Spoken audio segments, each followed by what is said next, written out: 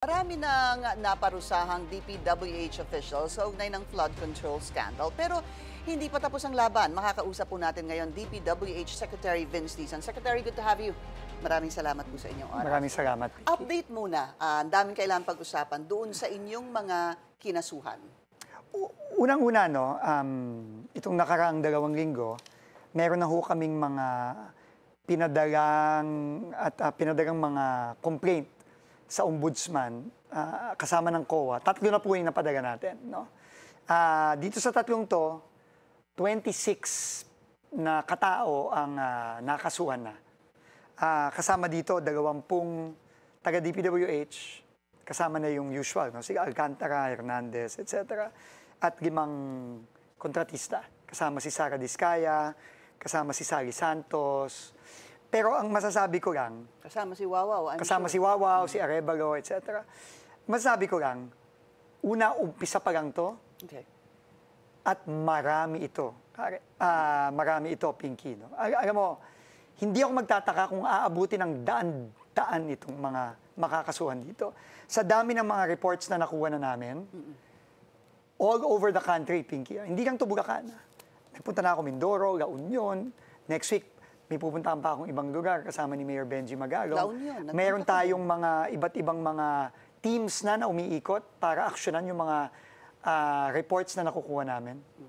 Madami ito. Madaming mga taga-DPWH, maraming kontratista, pero ngayon na nabuo na si Independent Commission on Infrastructure, tingin ko dadami pang nasa labas ng DPWH na maisasama dito.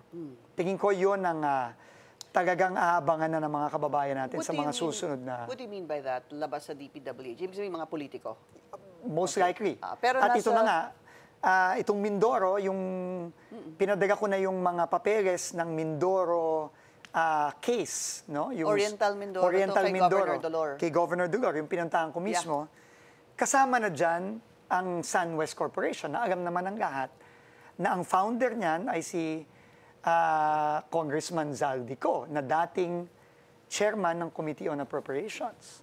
So nasa ICI na to, at tingin ko, sa mga susunod na araw, susunod na linggo, aaksyon na ng mabilis ang ICI dito. Mula nang parang ano na rin yun kahit ang bagong speaker ay kinancel na yung kanyang travel authority and compelled him to come home within the next 10 days upon receipt of the cancellation of his travel authority, because it's almost as if during the House hearing, he is talked about, Congressman Zaldico, pagka tinatanong nasaan, nasa Amerika nagpapagamot, kailan kaya uuwi, hindi ko alam. So, umaksyon na itong bagong speaker. Because why? Balikan din natin, maliban sa siya ay chairman ng House Appropriations Committee back then, siya din ang may-ari na nag-divest dito sa SunWest na kapag tiningnan ng PCIJ report, nakakuha po sila ng billions of pesos from 2022 to 2025. So, that's something that really Kaya needs to be ang addressed. maganda nga po dyan also, nung in-announce ng Pangulo yung formation ng ICI, at nung in-announce din niya yung mga miyembro ng ICI, kung mapapansin nyo, nandun ang country director mismo ng SGV, ang isa sa mga pinakatanyag at pinaka-respetableng accounting firms. Ginawa ng Pangulo yun, no? Ginawa ng Pangulo yun precisely para hanapin natin itong mga connection na ito, itong mga link na ito.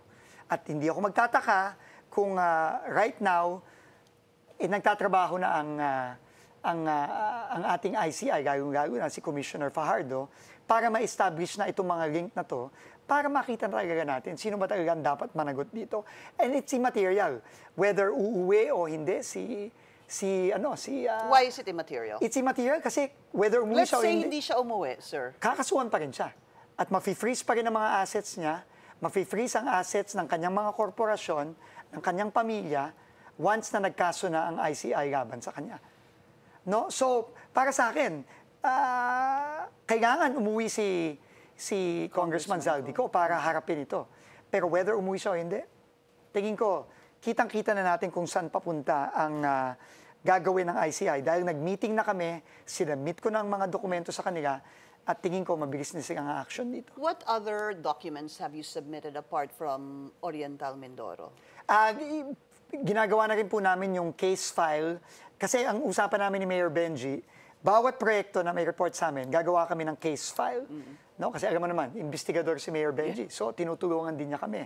So, yun ang ginagawa natin. May case file tayo. Lahat ng dapat managot sa loob ng DPWH, lahat ng kakontrata ng DPWH, at kung ano pang mga dokumento ang makikita natin na may involve top to bottom, isasubmit na natin sa ICI. Talking about the ICI, they had Bryce Hernandez, today is a Sunday, I think on a Friday, no? After the Senate hearing was Thursday, the ICI had him Friday, at nagsalita din po si Mayor Benji Magalong that nag-tell-all na siya. Gaano ho ba kaimportante si Bryce Hernandez? And more than that, do you think he could be the potential state witness that should be included in the WPP? Yung sa pagbibigay po ng witness protection or state witness status, labas na po kami dyan. Bahala na po ang enforcement agencies dyan, tulad ng DOJ, ng Ombudsman, etc. No? Pero ito lang ang masasabi ko po. No? Nung nag-usap po kami ni Mayor Benji, kahit sa anong krimen, nagsisimula yan sa mga maliliit na tao. At hinuhuli mo yan, pinapakanta mo yan, at more often than not, meron niyang kinakanta na mas mataas. Pero hindi lang dapat si Bryce Hernandez. Para sa akin, ang critical dito, si dating district engineer, Henry Alcantara. Yeah. Kasi critical siya dyan. At nakakatawa nga... Kasi, sir, siya ang mas may alam. Kasi siya ang boss ni Bryce. Ganun ho ba? Okay. Yes. Kung yung mababa, yung engineer lang, may alam, mas may alam yung boss. At yung boss dito, at sa Bulacan, ay si Henry Alcantara. Tinitignan ko nga siya sa mata diretso nung sa Blue Ribbon. Hindi sila makatingin sa akin. Nagkasama kayo, no? First time ko silang makita eh. At nung nagdi-deny siya, talagang nakatingin ako sa kanyang ganun eh. Sabi ko, talaga magdi-deny ka. Yung mas mababa sa'yo, kumakanta, pero ikaw, wala kang alam, parang imposible naman. Because his denial, for the most part, was wala akong alam sa sinasabi. Si Bryce, imposible yun. Ang sinasabi niya, tuwing may sinasabi si Bryce, ang itinuturo ako, this is Henry Alcantara, his words, no? Palaging, puro ako na lang, ako na lang, ako na lang. Pero tingin ko, kakanta na rin itong mga to. You think so? Kasi kung di sila kakanta, sila lang makukulong. Yung mga pera lang nila ang masisis, ang ma-freeze, at makukuha niya ng gobyerno. Paano naman kung merong... paano kung meron pang iba dyan na involved talaga? Tingin mo ba yung 300 million na pinag-uusapan nila doon, na nandun sa mesa, kanila lang yun? Siguro naman, hindi. Sinabi na nga na dapat pupunta yun sa mga proponent. Okay, let's go to the DPWH officials. I want to just jump into this district engineer of Batangas. Medyo nakakalimutan po siya. I believe his name is Alcala. Yung Alcala ho ba? Yung sa 1st District ng Batangas na pina-detain ni Congressman Leviste na for bribery. For bribery. However, his lawyer, Attorney Fortun, was saying he didn't bribe. Sabi nga niya, there was no bribery. Meron talagang pera. Parang in a way, sa pagkaintindi ko, medyo na-set up. Yun ang kanilang alegasyon, ha? What is the status? Wala na po siya. Wala na po siya sa DPWH, no? Pero kagaya nga na sinabi ko, hindi porket wala ka na sa DPWH, whether former secretary ka, former undersecretary ka, former assistant secretary ka, former director ka, kung kasama ka dito sa pagnanakaw ng pera ng mga kababayan natin, kailangan mong managot. Okay. Yan din ang halimbawa doon kay Cabral, kay former undersecretary Cabral. Hindi porket tinanggap na at rekomenda natin ang pagtanggap ng kanyang courtesy resignation, kung merong ebidensya na nag-link sa kanya sa pagpapasok nitong mga pondong to at dito sa grand scheme of corruption na nakikita na natin sa DPWH ngayon, kailangan mong managot. Let's isa-isahin po natin sila. I wanted to go talk about them one by one. Yusek Cabral. Yusek Cabral po yung, ano ang kanyang title? Siya po ay dating Undersecretary for Planning. Yeah. Siya po ang in charge, hindi siya sa operations. Planning. Si Yusek Bernardo yung sa operations. Si Undersecretary Cabral, ang planning office ng DPWH, siya ang in charge sa mga proyekto at sa pagbabudget sa mga proyekto. So, importante yan. Bakit? Kasi, ito nakita ko lang ngayon. Ito, 2 linggo pa lang ako dito sa DPWH. Ngayon lang ako nakakita ng departamento na merong nakakapasok, merong mga proyekto na ginalagyan ng budget at nai-implement na walang plano. So, tanong ko yan, sa planning, paano nakakalusot ang mga proyekto Nang walang na planning? walang plano? Bahay ka nga, kailangan mo ng plano. Yeah. Paano pa yung mga daan-daang milyong mga proyekto? And so, in other words, what does that mean? It's a complete failure in the system. And it's a failure that has led to all of this massive corruption that we are seeing now. There is a reason why projects end up in the budget, ended up being funded, and end up being implemented without the necessary plans. Alam mo, galing ako sa mga ibang ahensya ng gobyerno, Pinky. Sorry to kailangan ko kasing ipaliwanag ito. Sa DOTR, halimbawa, bago pumasok ang isang proyekto sa budget at bago ito ma-implement, sangkatutak na pagpaplano yan. Meron niyang pre-feasibility study, meron niyang feasibility study, meron niyang detailed engineering. Ang dami niyan. Kaya nagugulat ako, pag pumunta ako sa isang site, nag-inspect kami halimbawa sa Mindoro, sa La Union, sa Bulacan, ang unang tinatanong ko sa kontratista, patingin nga ng plano. Patingin lang, yung plano, yung architectural engineering plans. Which is basic. Basic. Basic yun. Wala silang maipakita sa akin. So, tinanong ko yung kontratista, anong basis nung ginagawa mong mga sinisimesimento mo dyan, ginagagyan mo ng bakal? Wala lang po, sinabi lang po sa akin, itong gagawin. Quick question on that. Is that supposed to be coming from the unthinkable. DPWH or the contractor? Of course, it has to come from DPWH. All right, okay. So Paano nakakapasok ang isang project sa budget kung walang plano? To me, inisip lang nila na lagyan natin to ng 100 milyon, lagyan natin kasama to ng yan sa 125 iniimbestigahan namin million. ngayon, Pinky. Kasama yan, kasi corruption is a system eh. No, it's a system. No, hindi yan nangyayari na hindi pinag-iisipan kung paano gagawin. Di ba? And obviously, kasama sa pattern dito sa sistemang to, yung mga proyektong sumusulpot na lang na parang kabute. Okay. Sa mga lugar, kunyari, Quezon City, nasa Quezon City tayo ngayon. Kausap namin si Mayor Joy, in-inspect ng ICI yung mga proyekto. Right. Unang tinanong ko kay Mayor Joy yun, Mayor Joy, meron bang pumunta sa dito galing DPWH, nagpresenta sa'yo, ito po ang plano namin para sa flood control. Siguro naman, dapat konsultahin mo yung mayor. Kasi yung mayor ang namamahala nung syudad eh. Alam niya dapat na meron kang gagawing flood control dito. Right. Ito ba ay naaayon ito, hindi pwedeng no-build ito. Kasi they were building in no-build areas. So, that's very interesting you mentioned that. I interviewed Mayor Joy. Ang sabi niya, if my memory serves me right, out of the 300 projects that were implemented in Quezon City, she only gave permits to 2. In fact, meron pang mga flood control projects that were built in non-buildable areas. So again, you know, Secretary Vince, marami din kasing kababayan natin nagtatanong, sandali, anong culpability ni Mayor? Kaya nilinaw niya na kapag sinabi ng DPWH dyan, kahit na wala na kaming kinalaman, they don't even ask for yun nga. At meron pa siya palang master plan. Exactly. Alam mo, ito na lang eh. Una, tinanong ko, may plano ba? Wala. May building permit ba? Wala. Yun nga, may dalawa. Ito pang tinanong ko na, diretsahan. Sabi ko, Mayor Joy, nakatulong po ba itong mga ginawang 300 proyektong to sa paghupa ng baha sa Quezon City? Sabi niya, hindi, nakasama pa. Right. So, I mean, this is really unthinkable for me, Pinky. No? I mean, and this is not just in Quezon City, not just in Bulacan, not just in La Union, not just in Mindoro.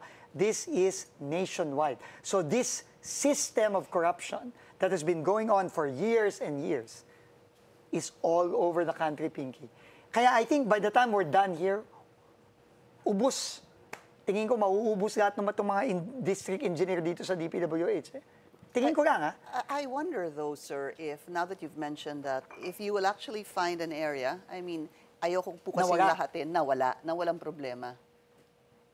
I doubt it. Really, ah? I doubt it. Tingin ko ito lahat, sa tagal nang nangyayari nito, tingin ko wala eh. Tingin ko nga, yun lang ang tingin ko. I hope I'm proven wrong. Na merong wala. Pero the vast majority, tingin ko ganito na yung nangyayari. Okay, so balikan po natin And it's shocking to me how deeply rooted this is and how long this has been going on. How long do you think has it? Years, Pinky. Hindi Hindi lang to. sabihin, obviously, pasok si Duterte administration, but prior to that pa kaya? Alam mo, dekada na to, Pinky. tagal But of course, there are some administrations like yung time ni Sec Babes na tingin ko naman, no, at the very least, nabawasan siguro to ng konti dahil sa mga ginawa niya. No?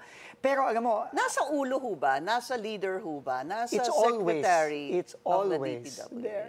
It's always there, Pinky. It always starts there. And you know, it's very unfortunate, Pinky. And my anger, my frustration just grows every day. I sit in this chair, Pinky, and it's really something needs to stop now. It's something dramatic needs to happen now. Kasi kung hindi, paulit-ulit na lang to eh. You know, we go from one corruption scandal to another. You know, I've been here so long already, in and out of government for decades, and we just go through these corruption scandals and.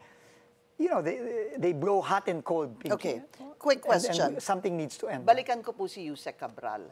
So, sabi mo nga, ang pinakamasama dito, siya yung sa planning at nagkakaroon po ng pondo para sa isang proyekto na walang plans. Yeah, ang problema, they all point at each other, Pinky. Yun, that's why. They all point, kunyari, no, if you're a USEC or an ASIC in the central office, they always say, hindi, kasi dun yan sa babae. If you're in the regional office, sasabihin ng regional director, hindi, kay Nasa district engineering kasi okay. yan eh. Everybody's just pointing at everyone. So, I mean, now, what is the cause of that? Clearly, there are no checks and balances. If you are a USEC, a secretary, you cannot just feign ignorance and say, ala akong alam yan. Innocence, Cannot no? be. Cannot be, Pinky. Pero, now I remember something about Yusek Cabral, wherein Senator Ping said that supposedly tumawag siya kay Senate President, hindi pa po siya Senate President noon, Tito Soto, at sinabi na, kung gusto niyong mag-insert, remember that story? Mag-insert na kayo. So, feigning ignorance or innocence, parang mahirap ata Well, yun. una, dininay niya sa akin yun. She at did. Nagbago na. She denied that? Yeah, in the first instance, I yes. see. In the first instance, yes. That's why, that's why we really need to get to the bottom of this, Pinky. No, and we're just barely scratching the surface here. The three cases we filed, we're only talking about one district in Bulacan. One. Animan distrito o 7? Alam ko po, Parang 6 plus 6 1 eh. Yeah. 6 po ang distrito dyan. So, nag-uumpisa pa lang po tayo dito. And we just have to really get to the bottom of it. But we have to first and foremost make people accountable. Everybody, top to bottom. But the more important thing I think that we really need to do in the coming weeks and the coming months is really find a way to fix this system that is completely broken. When people start just pointing each other and just saying, wala akong kinalaman dyan. Kasi dun yan sa baba, dun yan sa... And pointing fingers at each other, it is clear evidence of a broken system. All right. It's broken. We have to fix it. All right, we just need to take a very short break. We'll continue our discussion with DPWH Secretary Vince Dizon after the break. Magbabalik po ang Cancel Corruption Now, a Billionario News Channel special coverage.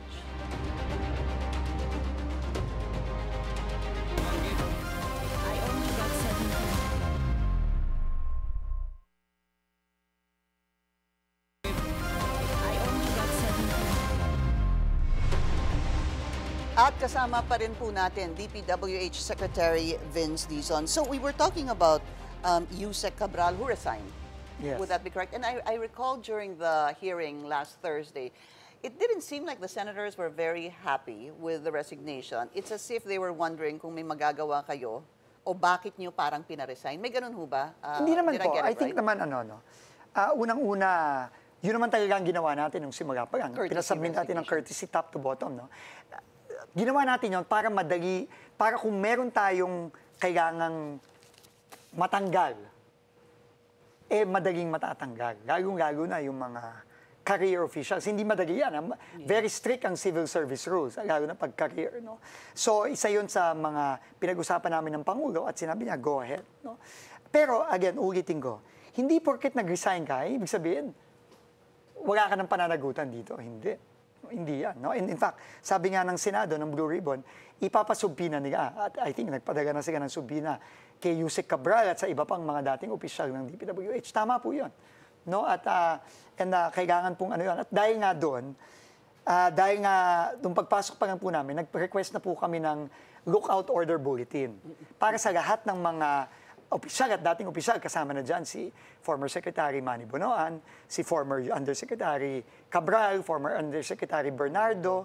Lahat po yan, pina-issue na natin. At para po masigurado na kailangan managot, yung mga dapat managot. What is the importance of a lookout bulletin? A lookout bulletin, obviously, I understand this. Minomonitor lang po sila. Malalaman nyo lang po na, pumunta po dito sa ganitong bansa si Yusek o si Secretary, etc. But that's as far as it goes. Again, let's be very clear. You cannot hold them because there are still no cases Wala pa filed pong against kaso. them. Tama po. Reklamo pa lang ang inihain sa Office of the Ombudsman. So, pag may lookout, what is the significance of that? Significance po yon para matakot din po ang mga taong to na hindi sila basta-basta na lang makakaalis na hindi natin magagaman. Hindi ba? Yun po, importante po yun. Kasi kung may lookout bulletin, rini-report po yan. At magagaman po natin lahat. No? At kay-questionin po sila. Saan sila pupunta? Bakit sila aalis? Kasama po yan sa proseso ng lookout bulletin. Can they be denied departure? At hindi ko po alam kung pwede silang i-deny, no? Kasi syempre karapatan ng free travel, no? Pero pwede silang questionin, no? Pero importante lahat ng ito to send a very clear message na hindi kayo ganong kadaling makakaalis, hindi kayo ganong kadaling makakatakas na hindi namin magagaman. At importante, apart from the lookout bulletin, importante din po yung bilis ng pagpa-file ng mga kaso. Yes. Kaya kung napansin nyo po, 1 week pa lang nag-file na kami. Mabilis naman po. Second week nag-file na kami. At maniwala ho kayo, tuloy-tuloy po ito, lalo-lalo na nandito na ang Independent Commission. At hindi lang po yun, pag-file ng kaso, pati yung asset freeze order ay napaka-importante. Dahil once po mag-file ng kaso, hindi po yan kailangan umabot sa korte. Pwede na pong mag-freeze order ang AMLC, ang Central Bank. Pwede na rin po tayong humingi ng freeze order, hindi lang sa bank account, kundi pati sa Insurance bahay at lupa. policies, may mga ganun pa. Bahay at lupa, pwede din. Pwede rin. Kotse. Aha. Kung may eroplano sila o chopper sila, pwede din pong i-freeze yan. I see. Kasi may mga balita po tayo ngayon na nagsisimula na kung magbentahan ng mga chopper at eroplano. Pwede pong ihinto yan. Ano po yung balitang yon? Please expound. Lumabas po sa bilyonaryo mismo. Pero nakita baka may po alam natin, kayo. no? Na Hindi po. idadagdag. Well, Okay. nag-request na po kami no, ng listahan from CAAP at sa Marina ng mga yate, ng mga eroplano, chopper. Kasi importante po talaga dito, hindi lang yung may managot, hindi lang yung may makulong. Importante po dito, maibalik ang pera. Yeah. So do you have the list already? Yes, From the Marina, and with from the CAAP? ICI, yes. And we have submitted already the lists to the ICI. Follow-up question on those na you filed complaints on. Again, 26 in total, 20 DPWH, 6 na kontratista. Dito po muna tayo sa DPWH. How far, in terms of position, yung inyong na-file na reklamo? Hanggang kay Alcantara, Henry Alcantara? Hanggang kay Alcantara pa lang.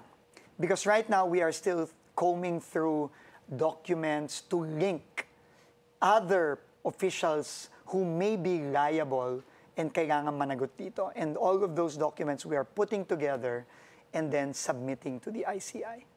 Pero kayo po, as DPWH Secretary, filing cases against DPWH officials or ex-officials, how far high will this go? Let me just be very It blunt will about go this. as high as... It'll go as high as Secretary Bonoan?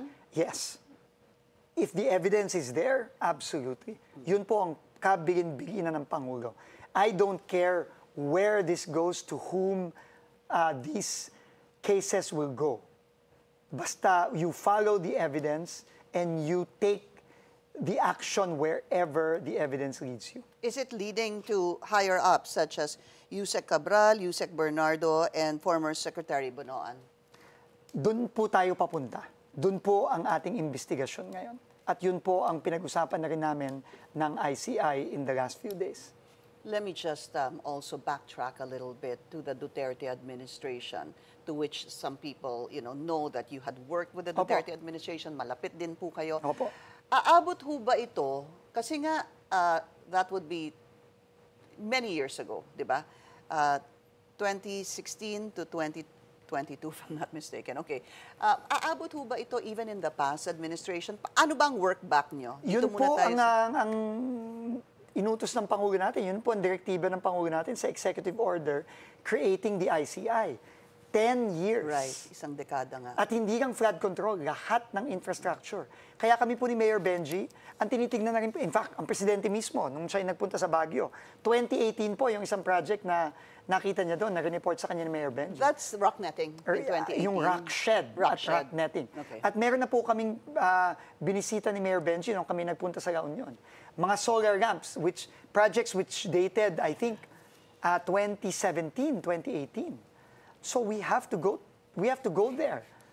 We have to go there. No, How do you do it? It's so much information.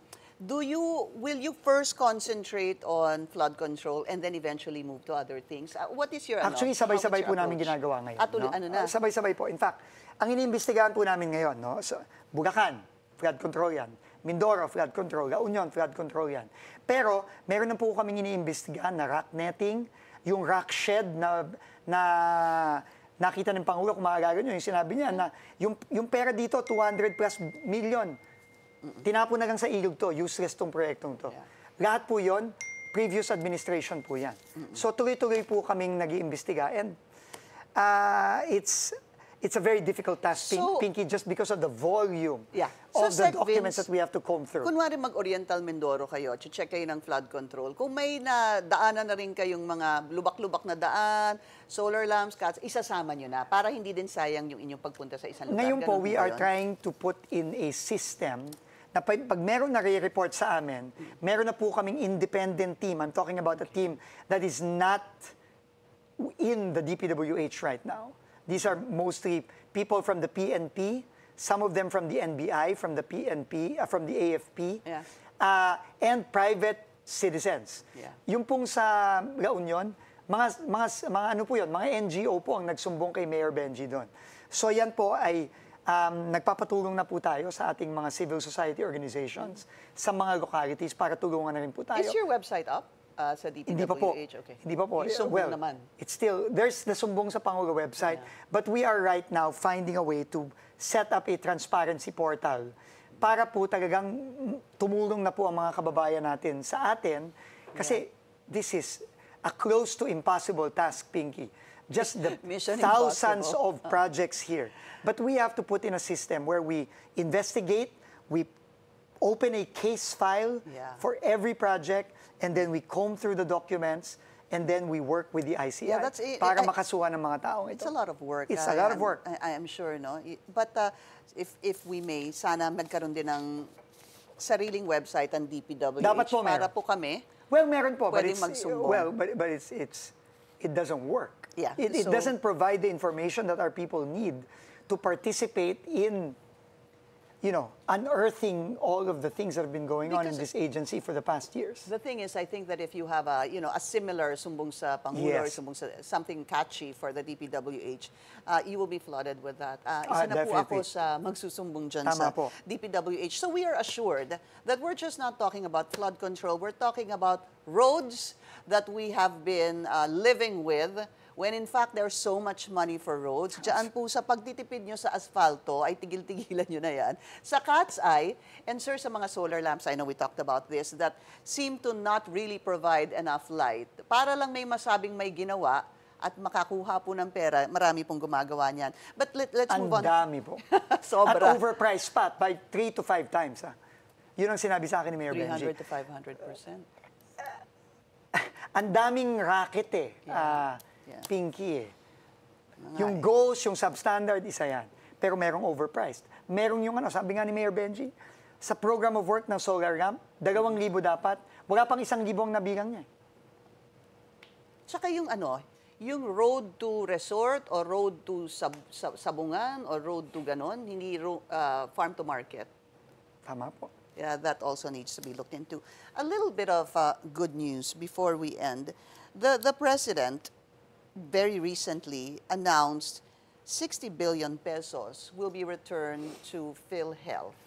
Ito po yung nakuha din naman last year na 60 billion na inilagay po sa National Treasury. The President decided ibalik po itong 60 billion but most of it supposed to be is coming from savings from the DPWH. Paano ho kayo nagka-savings kung ninanakaw po yung pera ng taumbayan? Ganito po, no? I will explain. But before I explain that, I think dito sa mga gantong mga skandalo no, na corruption, words are cheap, Pinky. Words are cheap.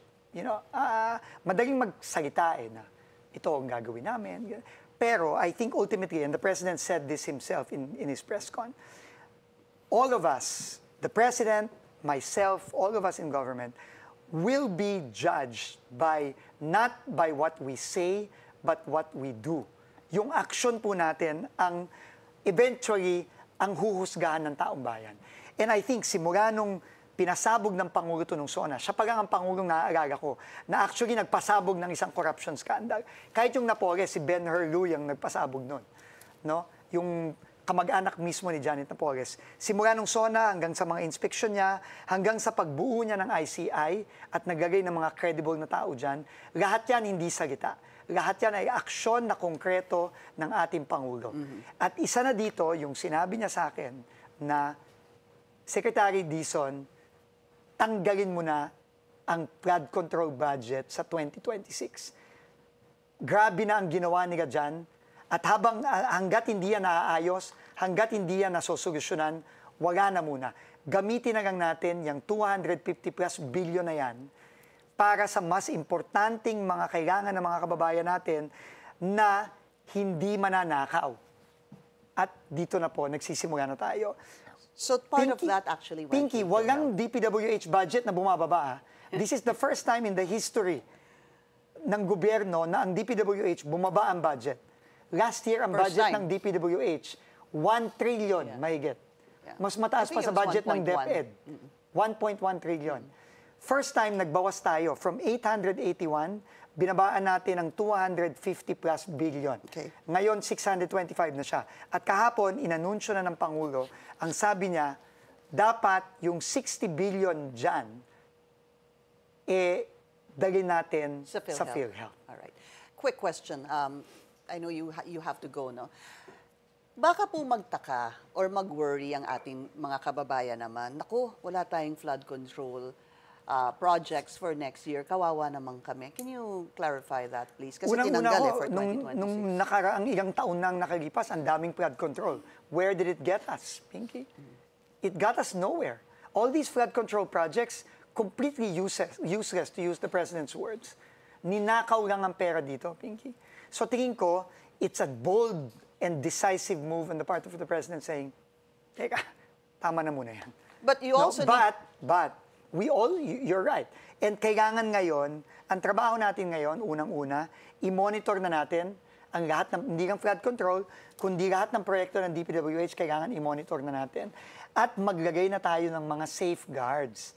Para hindi na maulit yung mga pandaraya sa bidding, sa pagbabudget, sa bidding, at hindi na rin mangyari yung mga nakita natin ngayon, na hindi ini-implement ng tama ang mga proyekto. Ang mga proyekto walang plano, hindi ini-implement ng tama, binababoy lang, kailangan mabantayan na natin yan from now on. And I think that is now what the President is asking us to do. Quick follow-up, because of what you're saying. Do you think that this will encourage other contractors to start joining the bidding? I hope so. Contractors who I hope might so. do a better job? I hope so. Kasi Baka nga, matakot ho sila. I won't blame them. No, but I think once we start putting in these reforms that we are working on now, this is not going to be easy, Pinky. This is a decades-old system in a very, That you very need to crack. decentralized department. I have not seen a department like this. No, na napaka-decentralized, meaning ang nangyayari down to the district level. So this needs to be fixed, but it's not going to be an easy fix. It's going to take a lot of effort and a lot of time to And fix how many this. years do you have left? Well, 2 years na 2 lang. years, yeah. So we're going to have to start now. So before you go, isa na lang po talaga. Kanina we were talking about Secretary Vincing, it's such a decentralized organization dahil ang laki. Ilan po ang empleyado ng DPWH? Libo, I think if I'm not mistaken, 20,000. Okay. So the question to Secretary Vince was, how do you decentralize the DPWH? Kasi hindi naman pwedeng... It's hard not to have a decentralized organization because you're talking about thousands of projects that are supposed to be done simultaneously all over the country. So if it's too centralized, ang mangyayari naman dyan, walang mangyayari. Di ba, bagal. Alam na naman kung gaano ka bagal ang gobyerno, lalo na pag centralized yan. No? So the key now is how do we provide the checks and balances? How do we check and monitor this very, very decentralized system? That is the challenge. I don't know the answer yet, Pinky. I don't know the answer yet, but we've got to find the answer to this. And we have to find it fast. We wish you luck, sir, and we'll continue to get more Thank you very updates from much. you. Maraming salamat kay DPWH Salamat po. Secretary Vince Dizon. Again, sir, good luck to you. Thank you. And we're taking